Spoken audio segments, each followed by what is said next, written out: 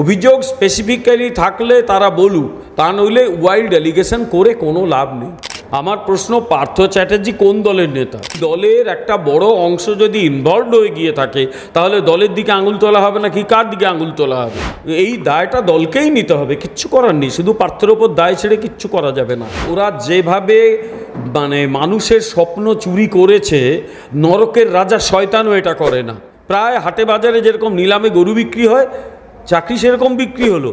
পৈশাচিক উল্লাসী দুর্বৃত্তরা করেছে এতদিন টাকা নিয়ে, এবার তাদের জেলে যাবার পালা। প্রস্তুত হতে হবে প্রত্যেককে। একদল অপদার্থের হাতে পশ্চিমবঙ্গের প্রশাসনটা পড়ে গেছে, যার মূল্যটা আমরা দিচ্ছি। সিপিএমরা বলে শিক্ষা পেছোতে পেছোতে নিচের সারিতে পৌঁছেছিল, আর যতটুকু যা বাকি ছিল এরা একদম দুর্বৃত্তের মতো পুরো লুটে পুটে খেয়ে নিল।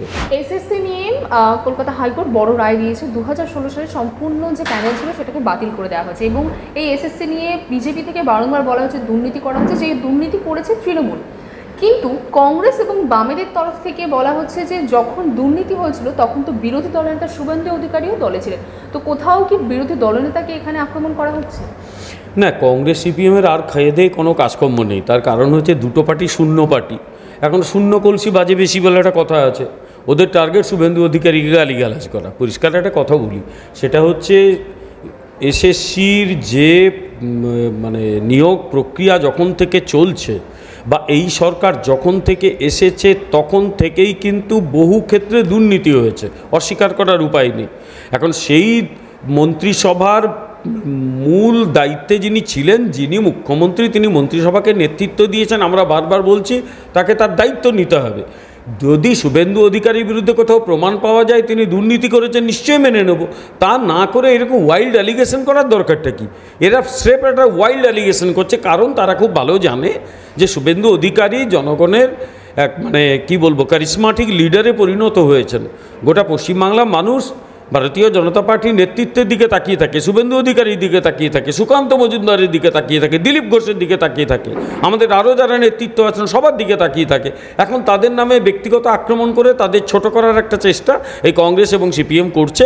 এটা সফল হবে না। তার কারণ এই এন্টায়ার দুর্নীতিটা ঘটিয়েছে তৃণমূল কংগ্রেস, এবং তৃণমূল কংগ্রেস সরকার এই দুর্নীতি ঘটিয়েছে।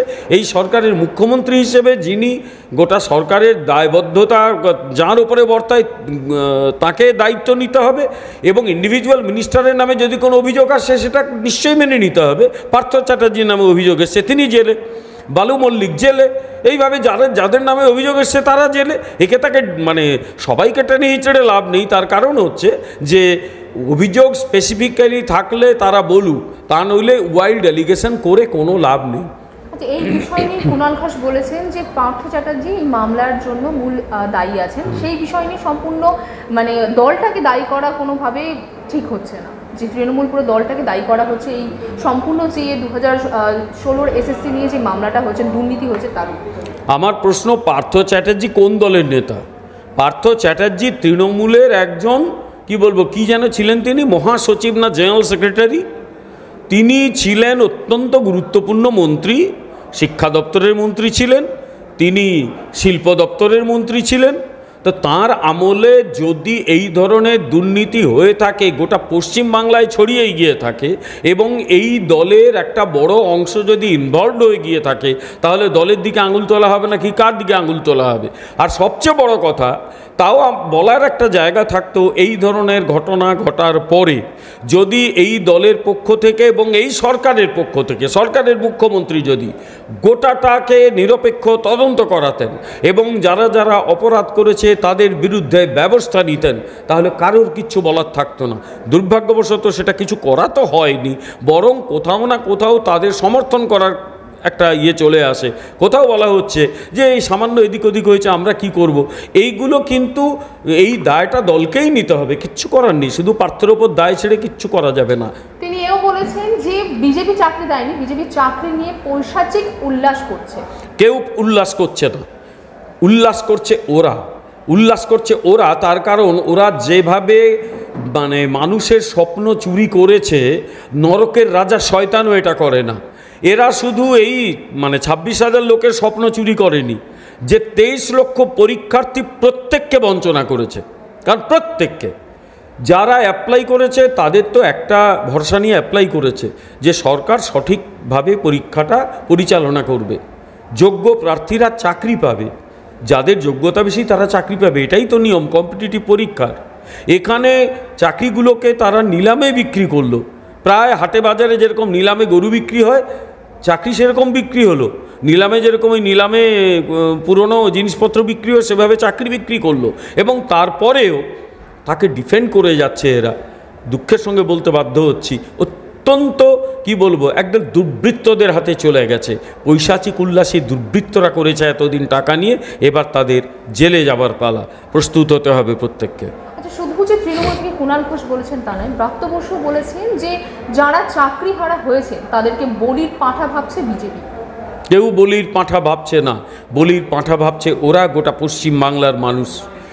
গোটা পশ্চিমবাংলার মানুষ এদের ভোট দিয়ে বলির পাঁঠা হয়ে গেছে। কেন জানেন? তার কারণ এদের প্রশাসন চালানোর যোগ্যতা নিয়ে বারবার প্রশ্ন উঠছে।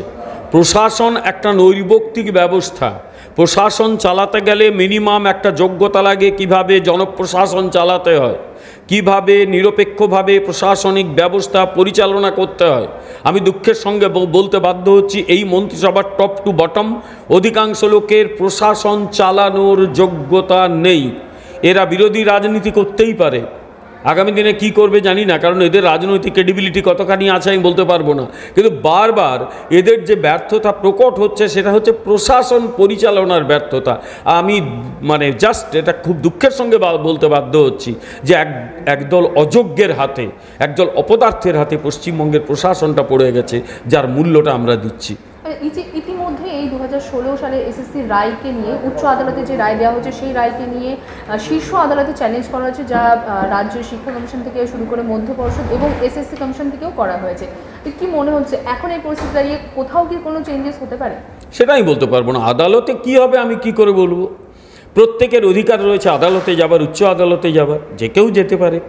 সুপ্রিম কোর্ট যদি বিচার করেন, তারা যদি অন্যরকম রায় দেন দিতেই পারেন, সেটা মেনে নিতে হবে। কিন্তু একটা বিষয় মনে রাখতে হবে, এই রকম অনেকগুলো মামলা সুপ্রিম কোর্টে গিয়েছিল এবং মাননীয় সুপ্রিম কোর্ট তারা হাইকোর্টের হাতে এটা পাঠিয়েছিলেন, হাইকোর্টের হাতে দায়িত্ব অর্পণ করেছিলেন। হাইকোর্টের ডিভিশন বেঞ্চে দুজন বিচারপতি বসাক এবং বিচারপতি রশিদি, তাঁরা তাদের যুগান্তকারী রায় দিয়েছেন। এরপর সুপ্রিম কোর্ট কী বলবে সেটাই বলতে পারবো না। আপাতত হাইকোর্টের এই রায়টা নিয়েই আমাদের আলোচনা করতে হবে। কারোর যদি মনে হয় এই রায় পছন্দ নয়, তারা সুপ্রিম কোর্টে গেছে, সুপ্রিম কোর্টের রায় অনুযায়ী অপেক্ষা করতে হবে। কিন্তু আমি 282 পাতার রায়টা পড়েছি, বিচারপতি বসাক এবং বিচারপতি রশিদির রায়, এবং গোটা রায়ের ছত্রে ছত্রে তারা বলে দিয়েছেন কেন এই ধরনের রায় তারা দিতে বাধ্য হলেন, কেন এতগুলো মানুষের চাকরি চলে গেল, কিভাবে স্কুল সার্ভিস কমিশন কি বলবো ভুল করেছে, কিভাবে স্কুল সার্ভিস কমিশন কোথাও প্রমাণই করতে পারলো না যে কে যোগ্য কে অযোগ্য। ফলে সব মিলিয়ে দায় এদের, দায় স্কুল সার্ভিস কমিশনের, কিচ্ছু করার নেই, সে দায় এদের প্রত্যেককে নিতে হবে। আচ্ছা, রাজ্য সরকার থেকে তো এও বলা হয়েছে যে যতদিন পর্যন্ত মামলা চলবে ততদিন পর্যন্ত শিক্ষক শিক্ষিকাদের তাদেরকে মাইনে দেওয়া হবে, যেমন এপ্রিল মাসে মাইনেটা মে মাসে দেওয়া হবে, সেভাবে যেভাবে দিয়ে আসছে। সেটাই বলতে পারবো না রাজ্য সরকার কোন আইন বলে করছে। হাইকোর্টের রায় যদি মানতে হয় তাহলে টাকা ফেরত দেওয়ার ব্যাপার আছে, সেটা যদি সুপ্রিম কোর্ট স্টে করে এবং সুপ্রিম কোর্ট যদি বলে যে মাইনে দিতে হবে তাহলে মাইনে দিতে হবে। এটা সম্পূর্ণ নির্ভর করছে আদালতের ওপর, এটা আমাদের পার্সোনাল ভাবনা চিন্তার উপর নির্ভর করে না। আদালত যা বলবে সেই অনুযায়ী রাজ্য সরকারকেও করতে হবে। এখন রাজ্য সরকার চাইছে, ধরা পড়ে গেছে তো, ওদের চুরিগুলো ধরা পড়ে গেছে এই শাসক দলের, ফলে তারা এখন নানাভাবে নানা রকম কথা বলার চেষ্টা করছে, কিন্তু যা হবে সম্পূর্ণ আদালতের রায় অনুযায়ী হবে।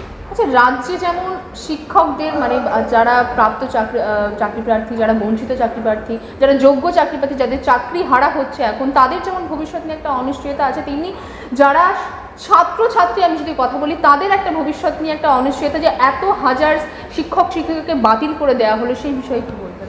দেখো, পশ্চিমবাংলায় এমনিতে চাকরির বাজারে একটা ক্রাইসিস আছে। তার কারণ এখানে বিনিয়োগ সেভাবে হয় না। বিনিয়োগ হলে কর্পোরেট সেক্টরে চাকরি বাড়ে, বিনিয়োগ হলে 10,000 কোটি টাকার যদি বিনিয়োগ হয় তাহলে তার যে অ্যান্সিলিয়ারি ইন্ডাস্ট্রি হয় তাতেই চাকরির সুযোগ হয়। তাতে নানা অফিস হয়, অফিসগুলোতে চাকরির সুযোগ বাড়ে। যেরকম গুজরাটে বা আপনি যদি মহারাষ্ট্রে যান বা আপনি যদি কর্ণাটকে যান, দেখবেন চাকরির সুযোগ প্রচুর বেড়েছে। শুধুমাত্র সরকারি চাকরি নয়, তার বাইরেও প্রচুর চাকরির সুযোগ বেড়েছে। পশ্চিমবাংলায় বিগত 40-45 বছরে বিনিয়োগ নেই বললেই চলে। 1967 থেকে সেই যে বাম গ্রহণ লাগলো এ রাজ্যে, বাম রাজনীতির যে কী বলবো, যুক্তিহীন বাম রাজনীতি, বন্ধের রাজনীতির ফলে শিল্প পালালো, আজ অবধি পশ্চিমবাংলা সেখান থেকে বেঁচে বেরোতে পারেনি। একটা আশা ছিল মানুষের যে 2011-তে এই সরকার এলো, এরা আর কথায় কথায় বন্ধ ডাকবে না। দেখা গেল এরা হয়তো কথায় কথায় বন্ধ ডাকে না, কিন্তু এরা কথায় কথায় শিল্পগুলোর উপরে এমন চাপ সৃষ্টি করে যে শিল্পগুলো পালাই পালাই রব তোলে, ফলে মানুষের চাকরির সুযোগ কমছে। আর সবচেয়ে বড় কথা হলো যে এরা গত 10-13 বছরে কয়েক লক্ষ সরকারি চাকরি অবলুপ্ত করে দিয়েছে। স্কুলে এখনও প্রচুর মানুষ লাগবে, আর যা নিয়োগ হয়েছে তার একটা বড় অংশ দেখা গেল সেখানে বেআইনি নিয়োগ হয়েছে। এখানে মানুষের একটা আশা থাকে, শিক্ষিত মানুষের, যে স্কুলে কলেজে বিশ্ববিদ্যালয়ে চাকরি করবে, প্রাইমারি স্কুলে চাকরি করবে, সেখানে গোটাটাই একেবারে বিক্রি হয়ে গেল। এটা মানুষের সামনে হতাশা ছাড়া আর কী আছে? ওই জন্য দেখবে গত 2 বছর ধরে পশ্চিমবাংলায় কলেজ বিশ্ববিদ্যালয়গুলোতে প্রায় খাঁ করছে, ছেলেমেয়ের সংখ্যা কমে যাচ্ছে। এখান থেকে অধিকাংশই চলে যাচ্ছে মহারাষ্ট্রে, কেউ চলে যাচ্ছে কর্ণাটকে, কেউ চলে যাচ্ছে দিল্লিতে। পশ্চিমবাংলা সত্যি ঘোরতর দুর্দিন, শিক্ষাক্ষেত্রে তো বটেই। আচ্ছা, একটা শেষ প্রশ্ন, পশ্চিমবঙ্গে কি এখন এই মুহূর্তে দাঁড়িয়ে শিক্ষা কি বেঁচে আছে? পশ্চিমবাংলা শিক্ষার সঙ্গে তো গত 36-37 বছর যুক্ত, উচ্চশিক্ষার সঙ্গে। কলেজ এবং বিশ্ববিদ্যালয়ে আমি পড়িয়েছি, এখনও চাকরিটা রয়েছে আমার। দেখলে সত্যি কষ্ট হয়। দেখো, আমি 80 দশকের মাঝামাঝি WCS-এ রিটনে পাস করেছিলাম। শিক্ষকতাকে বেছে নিয়েছিলাম। শিক্ষক হওয়ার একটা ইচ্ছে ছিল, উচ্চশিক্ষা কলেজে অধ্যাপনার চাকরি পেয়েছিলাম। 2 হচ্ছে আমার একটা ইচ্ছে ছিল যে অন্তত শিক্ষাদান করব মানুষকে, একটা আদর্শ হিসেবে শিক্ষাকে গ্রহণ করেছিলাম। আজকে শিক্ষার এই হাল দেখে এখন আমার প্রশ্ন করা শুরু করেছে নিজেকে, ঠিক করলাম তো? তার কারণ WCS পরীক্ষা যদি ভালো করে আরেকটু দিতাম, আরেকটু চেষ্টা করলে হয়তো আমি IAS-টাও পেতে পারতাম, কারণ বিনা প্রচেষ্টায় প্রায় WCS-টাই পেয়ে গেছিলাম। তাতে হয়তো আমার কেরিয়ারটা আরও অনেক ভালো হতো। শিক্ষক হিসেবে খারাপ লাগে এই কারণে যে এই রাজ্যে শিক্ষকদের একটা আলাদা মর্যাদা ছিল। যখনই বাইরে যেতাম, একাধিক সেমিনারে গেছি, বিভিন্ন রাজ্যে আমি ঘুরেছি, শিক্ষিত বাঙালির একটা আলাদা মর্যাদা সব সময় সব জায়গায় ছিল। আজকে সেটা শেষ হয়ে গেল। আমি যখন বিভিন্ন বিশ্ববিদ্যালয়ে যাই, যখন দেখি তারা দ্রুত এগিয়েছে। এই গত বছর পর্যন্ত আসামের একটি বিশ্ববিদ্যালয়ের বোর্ড অফ ম্যানেজমেন্টের আমি মেম্বার ছিলাম, ভারতের রাষ্ট্রপতির নমিনি ছিলাম। আসামে গিয়ে আমার চোখ খুলে গেছিল। আমার ততদিন মনে হয়েছিল পশ্চিমবাংলা ইউনিভার্সিটিগুলো সত্যি বোধ হয় ভালো। আমি পশ্চিমবাংলা ইউনিভার্সিটি খারাপ সেগুলো নিজের রাজ্যকে বলছি না, কিন্তু আসামের বিশ্ববিদ্যালয়গুলো আমার চোখ খুলে দিয়েছে। সেখানে পড়াশুনোর লেভেল অনেক বেড়েছে। যখন আমার বন্ধুবান্ধব তার ছেলেমেয়েদের বাইরে পাঠিয়ে দেয় পড়তে, আমি জিজ্ঞেস করি, কী রে বাইরে পাঠালি কেন? বলে এখানে কি হচ্ছে, নিজে তো শিক্ষক আমরা জানি, তুই তো নিজে শিক্ষক, তুই জানিস যে এখানে পড়াশুনো করে কি হবে। কেউ সাধারণ আর্টসের পড়াশুনো, সে চলে যাচ্ছে ব্যাঙ্গালোরে, সে চলে যাচ্ছে দিল্লিতে, দিল্লির কলেজগুলোতে পড়ছে, বলছে এখানে পড়ে কিচ্ছু হবে না। এইভাবে শিক্ষা ব্যবস্থাটাকে ধ্বংস করে দিল এরা, একদম ক্যালকুলেটিভ হইতে। কেন জানো? এই যখনই কাউকে প্রতিবন্ধী বানিয়ে দেওয়া হয় তখন তাকে নিয়ন্ত্রণ করা সহজ হয়।